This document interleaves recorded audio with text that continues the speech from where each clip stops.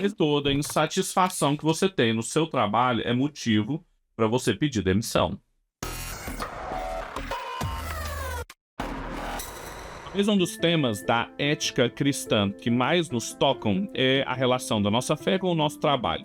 Até porque a gente passa, na vida adulta, muitas horas do nosso dia no ambiente de trabalho. Mesmo se você trabalha dentro de casa ou fora de casa, talvez até dentro de casa é pior, em que essas fronteiras estão mais misturadas. A gente se pergunta muitas vezes como lidar com a frustração ali dentro do meu ambiente de trabalho. Bem, algumas coisas precisam ser distinguidas aqui antes da gente tomar alguma medida, como por exemplo, sair desse trabalho, procurar outro serviço ou até mesmo mudar de carreira. Num sentido, é possível dizer que todos nós temos uma frustração com o trabalho, que não existe esse sonho vendido por aí, muitos coaches e profissionais da área de recrutamento, de que a gente vai ser plenamente realizado no ambiente de trabalho. Isso não funciona. É claro que o pecado distorceu o trabalho de tal forma que, mesmo que a gente esteja trabalhando com aquilo que a gente mais gosta, com aquilo que a gente mais ama fazer, a gente ainda está lidando com espinhos e ervas daninhas, que são a condição pecaminosa imposta sobre o trabalho. Então, em última instância, por melhor que seja o lugar onde você trabalha, por mais bem-sucedido que você seja, por mais bem realizado que você seja com o seu trabalho, é óbvio que você vai sofrer trabalhando nele também. O pecado vai se mostrar em algumas das suas experiências e te atingir de uma maneira que você não espera.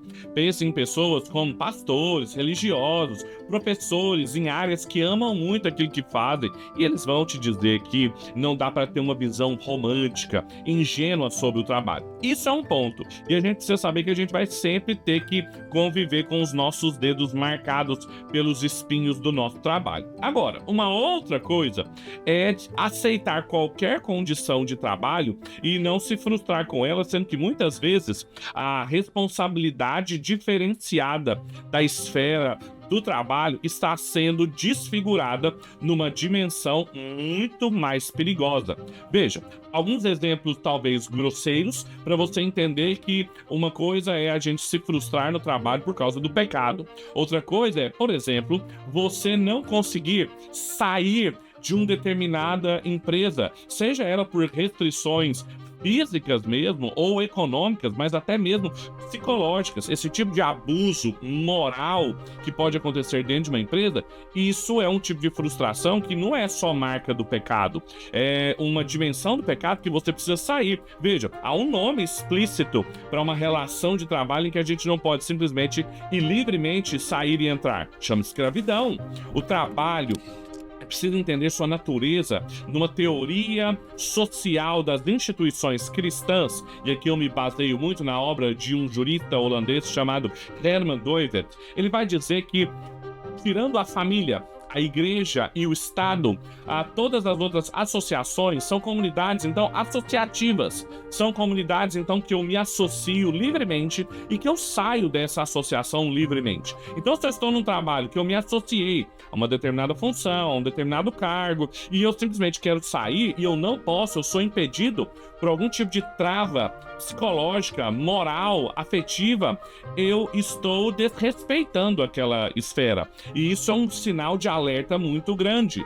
Uma outra coisa é confundir essa esfera associativa, essa comunidade associativa chamada trabalho, com outras comunidades, como por exemplo família. Já ouviu aquele velho ditado dos chefes e líderes de setor, quando eles vão dizer, olha, nós somos aqui uma grande família. Isso é uma compreensão equivocada de uma comunidade familiar, que é uma comunidade moral, que tem suas especificidades, o seu tempo, e uma comunidade de tipo associação livre. Veja, eu não posso sair livremente do meu casamento. Eu não posso sair livremente da minha relação de paternidade com o Benjamin e com a Ana. Eu não posso. A gente não pode trocar de pai e de mãe de 3 em 3 anos sem colocar em risco a comunidade família.